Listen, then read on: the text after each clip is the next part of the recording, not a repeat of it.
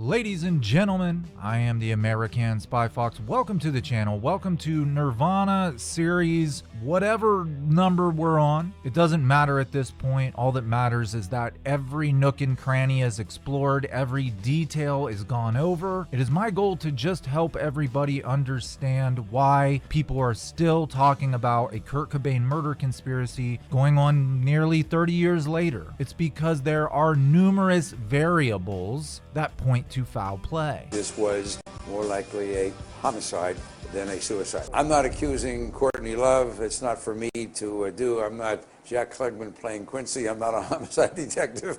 You know, I don't get into who. I get into what happened, when it happened, how it happened, and so on. I'll leave that to the detectives and the investigative authorities. There's a ton of circumstantial evidence. There's phone recordings that character assassinate and make Courtney Love look like a horrible human being. So this is our first year that we're actually going to be separated for any length of time. And what you were just saying about, for instance, calling Detective Terry and stuff, yeah, I mean, if me and Kurt got into a divorce and it came down to a custody battle, I'd win in a second. He wouldn't even put up a fight. I mean, money's not a problem. I mean, money is a problem. I mean, if we get a divorce and I don't have my publishing deal, money will be a problem. That's not going to happen for quite some time. Courtney was facing a divorce. Kurt was in the process of leaving Courtney and leaving Seattle when he was found dead. In this video and in the next video, we are going to leave the realm of circumstantial evidence, speculation, opinion, things like that, and we're going to enter the realm of fact or fiction. In this episode, we are going to talk about guns and we are going to talk about drugs. In the next episode, we are going to talk about the credit cards. We are going to talk about Rosemary Carroll and why she didn't do anything about Courtney Love, why she didn't stand up to Courtney Love. We're all aware there was a divorce proceeding happening. There was a will being created that would exclude Courtney Love. I've consulted with a civil attorney who has given me some really insightful answers that will help us understand Rosemary Carroll's position. I have consulted with a coroner about the processes of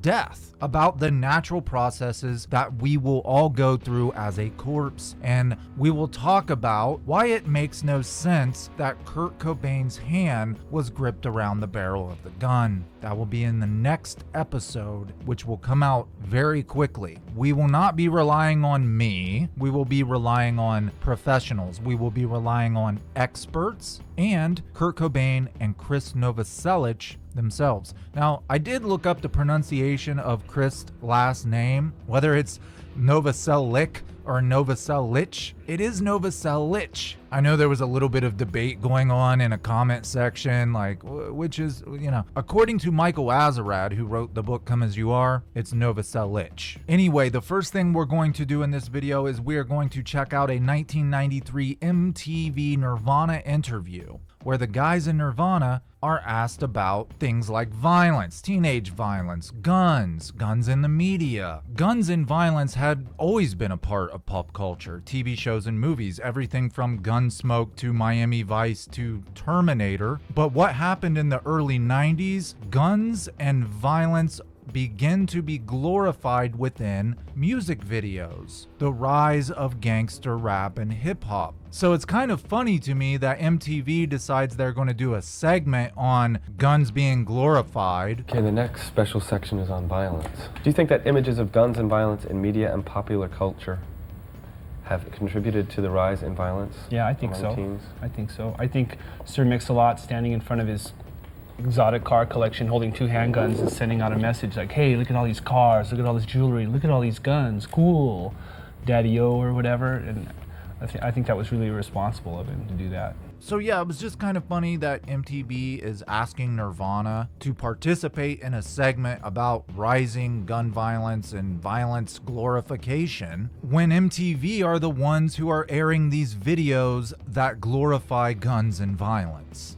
we are going to go ahead and watch some clips from this same 1993 MTV interview with Nirvana. It will reveal a lot about Kurt Cobain and Chris Novoselic, and it will help you better understand the latter part of the video when we start talking about the shotgun that was used to kill Kurt Cobain. I've got some mace right here. Well, I'll get that.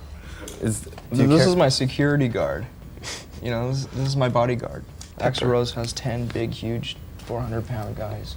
Kurt Cobain jokingly holds up what I believe is a container of pepper spray, maybe, and he jokes that Axl Rose, as you guys remember, you guys all remember what happened in '92, right? Hi, Axl! Hi, Axl! Where's Axl? Hi, Axl! Hi, Axl! Axl tried to pick a fight with Kurt, said, "Shut your bitch up," and then Chris got into it with Duff McKagan. If you don't know what I'm talking about, you can always watch probably the most popular video on the channel, Axl Rose something. Anyway, what Kurt is saying is we don't have bodyguards. We don't act like big corporate rock stars. We're punk rockers. We take care of our own. And in fact, Chris and Kurt go on to explain that although they are against guns and violence being glorified within music videos, remember, not shown, glorified. They do explain that a gun is a tool and it is to be used to protect your family. Do you carry a gun? What kind and why? M16 all the time. Colt 45. Because Colt I 45. swear, I don't have a gun.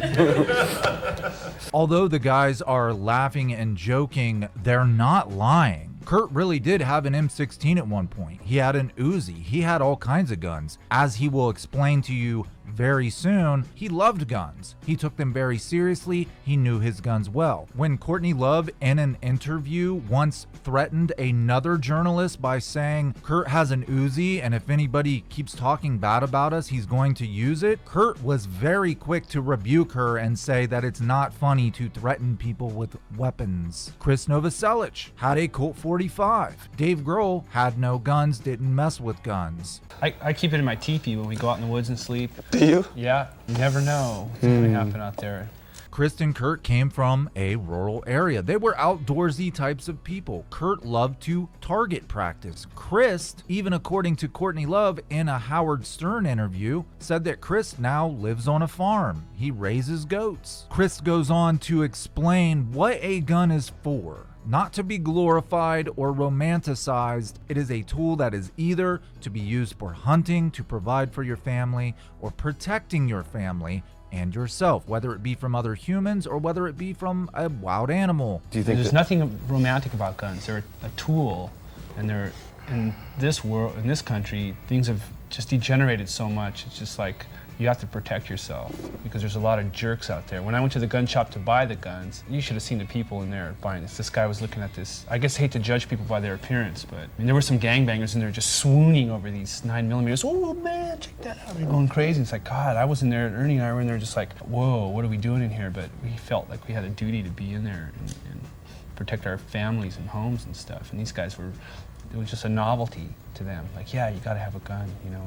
It's scary. That kind of mentality. Just wait, I haven't got to what Kurt has to say yet. But what Chris and Kurt are explaining is we don't have bodyguards. We don't act like big, rich rock stars. We got to protect our own. And we have families, and there are a lot of crazy people out there who now know us and might want to harm us. That's why we have guns. do you think that therefore that like artists or creative people should have more of a responsibility to not glorify violence in their work, or is there some, I mean... Well, if you have any common sense, you won't glorify violence. In movies and TV shows, we get it. These are actors portraying these dramatic scenes, but when you start making kids believe that they can have women and cars and jewelry and make a name for themselves through the use of violence, then it becomes more personal. It becomes more close to home. Think about all these young boys, these young men who grew up with nothing, have never had anything. They dream about having a beautiful girlfriend and a nice sports car and respect from their peers. You can see how that kind of influence could push them to do things that will just land them in prison and hurt people. When you start saying, well, if you want to get that stuff, all you got to do is just do violent things, that becomes a problem. I have to admit, it really is kind of fun to shoot guns. When I go out to the shooting range, it's an enjoyable sport. Yeah. I like to do it. Yeah, it's cool. It's fun. I mean, and it's a responsibility to know your gun too. You just shouldn't have it, and you should really respect it. Oh yeah, if you buy a gun to protect yourself, and you don't know how to shoot it, you don't practice, you're not gonna hit the person if they're this close to you. Yeah. And another thing is, like, I'm not a member of the NRA. I don't want to join the NRA. I don't agree with the NRA. A lot of things the NRA says, you know. I just have my own reasons. And that's what I was getting to. Chris and Kurt saying you have to know your gun well. You have to be responsible about it. You have to practice with it. You have to know your ammo. You have to know everything about it if you want to be a responsible owner and use it for its true purpose, which is either A, provide sustenance for your family, and or B, protect yourself and your family. Of course, there is C, as Kurt said. It's fun. I like to go to target ranges. He literally says it's a fun sport. Do you think someone who looks at guns as a sport and goes to ranges doesn't know the different types of ammo that he's shooting? Anyone who decides to become a responsible gun owner also knows that they need to learn about ammo, as Dave Chappelle is about to explain to you. I hate guns, personally. I can't stand them. Yeah, but I have several.